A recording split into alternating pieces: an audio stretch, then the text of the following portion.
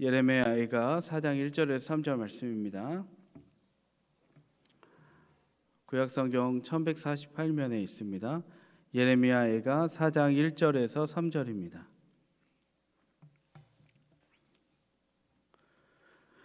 다 같이 한 목소리로 봉독하겠습니다. 시작. 슬프다 어찌 그리 금이 빛을 잃고 순금이 변질하였으며 성소의 돌들이 거리 어기마다 쏟아졌는고. 순금에 비할 만큼 보배로운 시온의 아들들이 어찌 그리 토기장이가 만든 질항아리 같이 여김이 되었는고. 들깨들도 젖을 주어 그들의 새끼를 먹이나 딸 내 백성은 잔인하여 마치 광야의 타조 같도다. 아멘. 오늘은 예레미야 4장 말씀을 통해 10절까지의 말씀을 통해 슬프다라는 제목으로 하나님 말씀 전하겠습니다. 4장은 첫 단어가 슬프다로 시작합니다. 그 장성곡의 형태를 띄었습니다. 특정 인물에 대한 언급은 없고 비참한 상황만 은유적으로 계속해서 표현해냅니다. 본문의 내용을 보면서 시인의 슬프다의 탄식이 나오게 된 사유를 살펴보면서 하나님이 우리에게 주신 깨달음을 얻기를 원합니다. 1절에 보시면 슬프다 어찌 그리 금이 빛을 잃고 순금이 변질하였으며 성소의 돌들이 거리 어기마다 쏟아졌는고 라고 이야기합니다. 시인은 검게 그을린 성전을 보고 빛을 잃은 성전을 보고 성소가 부서질 때 나온 돌과 그것이 나뒹구는 모습을 보면서 슬퍼합니다. 그러면서 슬프다라고 한 거죠. 2절에 보시면 순금에 비할 만큼 보배로운 시온의 아들들이 어찌 그리 토기장이가 만든 질항아리 같이 여김이 되었는고라고 합니다. 이스라엘 백성은 순금같이 빛났습니다. 하나님의 자녀이기 때문이었죠. 그런데 그런 이스라엘이 질그릇이 되었다며 토기장이신 하나님의 심판이 있음을 절감하고 인정하고 있는 것이죠. 질그릇은 토기장이가 만드는 것이기 때문에 하나님이 지금 현존하시면서 이 심판을 이끌고 계시다는 것을 정확하게 인식하고 있는 것입니다. 3절에서 10절은 백성이 참혹하게 살해된 모습을 봅니다. 살아남은 자들은 기근에 허덕이고 겪는 처참함이 얼마나 심한지 나타나 있습니다. 먼저 3절을 보시면 들깨들도 젖을 주어 그들의 새끼를 먹이나 딸 내 백성은 잔인하여 마치 광야의 타조 같도다.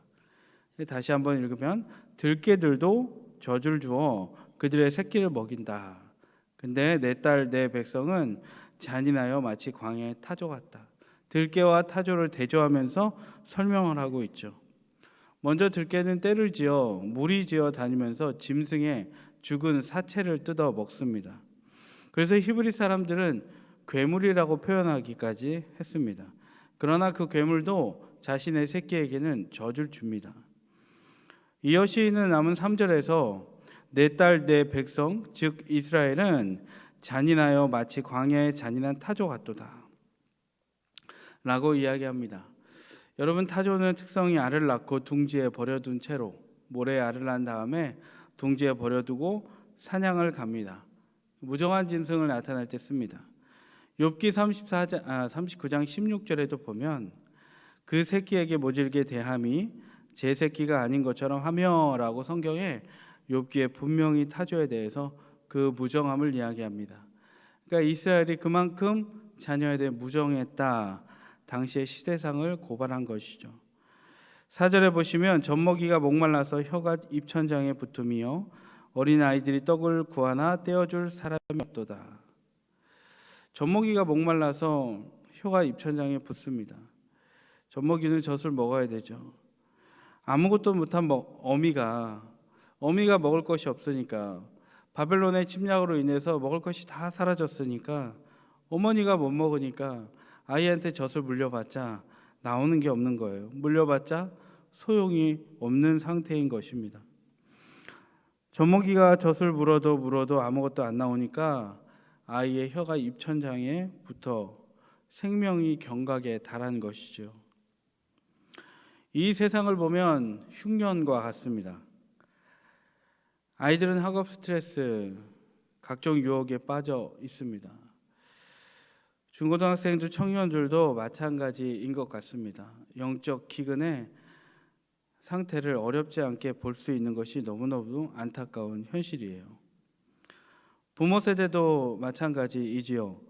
먹고 사느라 바쁘고 때론 먹고 사는 것이 더 중요하다, 신앙보다 앞세웁니다. 내가 하고 싶은 건 먼저 해야 된다라고 생각합니다. 그래서 주말에도 아이들을 데리고 교회 오지 않고 일주일 동안 열심히 일했으니까 들로산으로 가자, 여행 가자, 기분 풀자. 기분만 풀립니다. 영은 그대로 막혀 있는 거죠.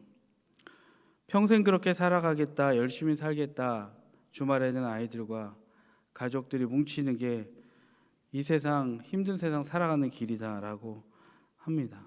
가족이 잘 지내는 게 뭐가 나쁜 거겠습니까? 가족이 잘 지내면, 그러나 끝은, 우리가 갈 곳은, 끝은 흑암과 어둠뿐이고 이스라엘 백성들이 당면한 이 심판밖에 없다는 것을 우리는 알고 경각심을 느끼고 기도해야 된다는 거예요. 우리 집이 그러거나 옆집이 그러거나 지인이 그러면 그를 위해서 간절하게 기도해야 된다는 거예요. 어른이나 아이나 허기를 채우려 쓸데없는 것에 집중하고 중독됩니다. 그러나 이 시대와 모든 세대는 온전히 하나님 앞에 모두가 서야 할 줄로 믿습니다. 마른 뼈가 아닌 군대가 되어야 합니다. 특히 신자는 더 그리해야 합니다. 그렇다면 여러분, 이스라엘의 기근의 시대에 아이들이 먹을 것이 없어서 입안이 쩍쩍 마르던 시대, 그리고 이 시대, 세상의 미디어와 각종 중독과 인간이 보기에 너무 욕망을 끌어당기는 수많은 것들이 있는 이 시대에 회복할 수 있는, 그리스도인들이 특히 회복할 수 있는 방법은 무엇이겠습니까? 아주 간단하죠. 에스겔 37장 말씀에 나와 있는 것 같이 먼저 부모 세대가 하나님의 대언의 말씀을 듣고 기록된 말씀을 묵상하고 기도하기를 힘써서 생기가 먼저 회복되어야 할 줄 믿습니다. 그러나 우린 연약합니다. 또 그러나 말씀과 성령의 권능을 힘입은 자가 하는 한마디에는 하나님의 능력이 실려서 큰 능력이 있는 줄로 믿습니다. 생기 없는 분들이 있습니까? 생기가 좀 살아났으면 좋겠는 분이 있습니까? 이 힘든 고난 가득한 인생 다시 일어나고 싶은 분이 있습니까? 이 새벽에 하나님의 말씀을 사모하기를 간절히 소망합니다. 그리고 임하신, 그리고 더 역사하실 성령을 충만하게 사모하여 여러분, 기근의 시대에 우리 자녀들에게, 가족에게, 또 타자 이웃들에게 여러분 먹을 것 있는, 먹을 것 나눠줄 수 있는 인생 되기를 간절히 축복합니다. 5절에는 보시면, 눈으로 여러분 보시면요, 전쟁이 나고 기근이 오자 기름진 음식을 먹고 귀한 주홍옷을 입던 사람들이 거름더미에 둘러싸여 있습니다. 이전엔 귀족이었는데 지금은 남루하게 되었다는 거예요. 부자가 망해도 3년은 산다죠. 그러나 부유했던 자들이 한순간에 황폐한 지경에 이른 것입니다. 심판이 이렇게 무서운 거예요. 6절에 딸 내 백성이 죄가 손도 안 대고 무너졌던 소돔의 죄악보다 무겁다라고 기록되어 있습니다. 우리나라와 많은 이 전 세계 국가가 지금 동성애 문제로 굉장히 몸을 앓고 있습니다. 그와 반대되는 동성애 반대자들도 더 적극적이 되어 열심히 활동하고 있습니다. 여러분, 오늘 여기 본문 6절에서는 소돔과 고모라를 표현해냈는데, 소돔과 고모라는 당시에 이 우상 문화인 양의 결합, 그리고 남색이 창궐했습니다. 남자들은요, 신전에 있는 여사제들, 그리스 문화에 보면 여사제들이 있잖아요. 뭐 올림픽 때나 그럴 때 볼 수 있는 사제들이 원래 했던 일은 이 성전 창기였습니다. 성전에서 여사제들과 남자들은 음란한 행위를 하면서 우상을 북돋아서 하늘에서 비를 내리고 땅에서 곡식이 잘 자라기를 바랐어요. 상징적인 성행위를 한 것이죠. 시인은 이스라엘의 모습을 보면서, 다 황폐해진 모습을 보면서 이스라엘의 죄가 그런 지저분한 짓을 했던 소돔과 고모라의 죄보다 무겁다. 우상 숭배는 어찌 보면 그보다 더 심하다라고 통탄한 것입니다. 당시 이스라엘이 얼마나 타락했는가 심각성이 재확인된 것이죠. 7절에서 8절에 보면 비슷한 맥락으로 이야기합니다. 윤택하던 자들이 검게 말라버렸다. 9절에 보시면, 여러분 9절은 같이 한번 읽겠습니다. 9절 시작. 칼에 죽은 자들이 주로 죽은 자들보다 나음은 토지 소산에 끊어짐으로 그들은 찔림받은 자들처럼 점점 쇠약하여 가미로다. 이렇게 굶느니 차라리 죽는 게 낫다라고 슬퍼합니다. 여러분 그런 감정 가져본 적 있습니까? 이렇게 사느니 차라리 죽는 게 낫지. 갖지 말아야 되는데 사람 안에서 자연스럽게 그 마음이 깊은 곳 안에서는 올라옵니다. 근데 당대에는 먹을 것이 너무 없어서 차라리 바벨론의 칼에 맞아서 한 번에 죽는 게 낫다. 못 살겠다라고 비명이 나온 거예요. 여러분 그러다가 인간성까지 잃어버리고 완전한 폐륜에 이르게 되는 이스라엘 백성들의 모습까지 보입니다. 내용은 10절에 있습니다. 같이 읽겠습니다. 시작. 딸 내 백성이 멸망할 때에 자비로운 부녀들이 자기들의 손으로 자기들의 자녀들을 삶아 먹었도다. 이 본문을 다시 한번 보게 되고 다시 한번 보게 돼요. 그냥 비유적으로 표현한 게 아닌가? 부녀들은 기근의 고통에 시달립니다. 먹을 것이 없어요. 아이들에게 젖을 짜서 주고 싶은데 줄 수가 없어요. 너무너무 고통스럽습니다. 그러다가 자녀들을 삶아 먹는 일이 일어났다고 성경에서는 분명히 이야기하고 있습니다.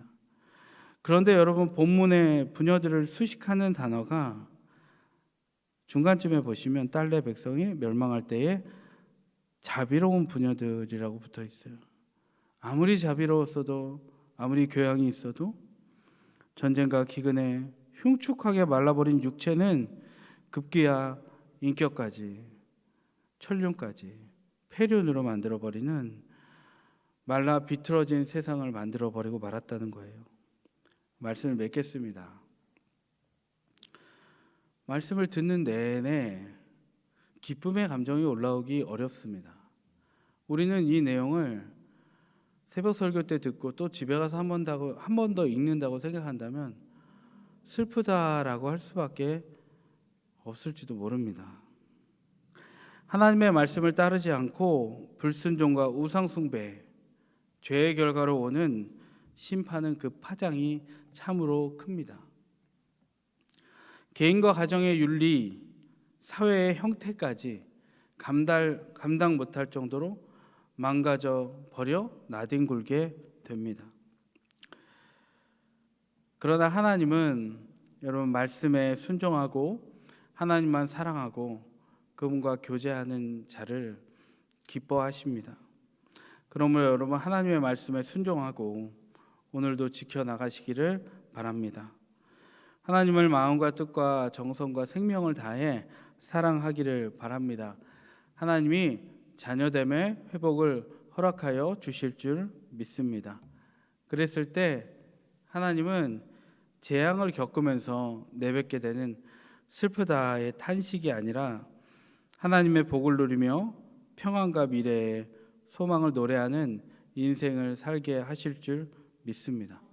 나아가서 목마른 자와 다음 세대와 이웃 타자들에게 내가 받은 하나님의 사랑과 생명의 복음을 나눌 수 있는 값진 인생을 살게 할 줄 믿습니다.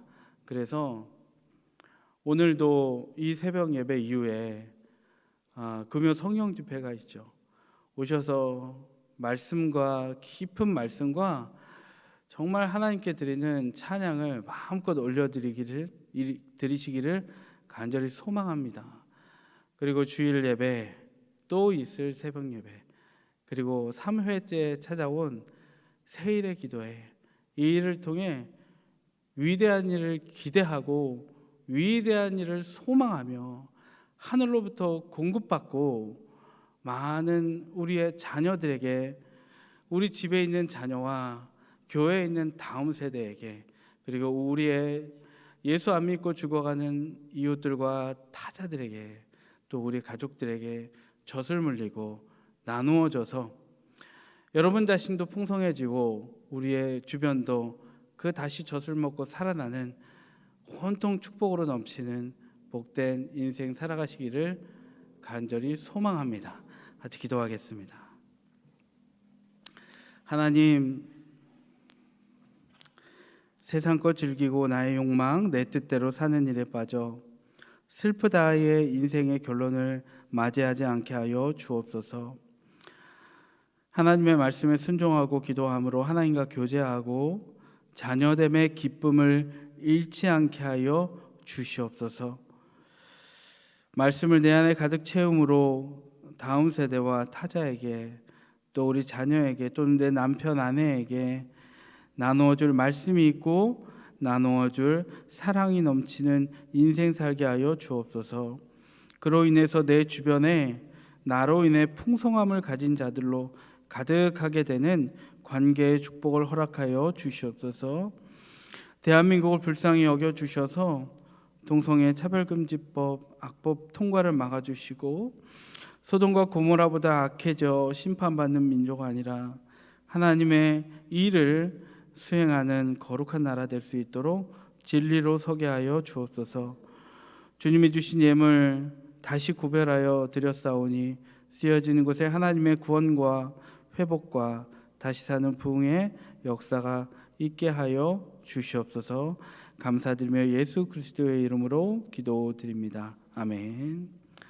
다 함께 기도하실 때에 우리 담임 목사님의 영육간의 감건함과 삶과 가정을 위해서 기도해 주시고요, 원로 목사님의 사역과 삶과 가정에 하나님의 은혜를 더해달라고 기도해 주시기 바랍니다. 그리고 교회 안에 영육간의 연약한 자, 아버지 하나님 말씀 듣고 젖을 물고 아버지 풍성히 먹어 다시 살 수 있도록 아버지 회복시켜 주시옵소서. 기도하시고 또 마음의 평안을 허락해 달라고 기도하시기 바랍니다.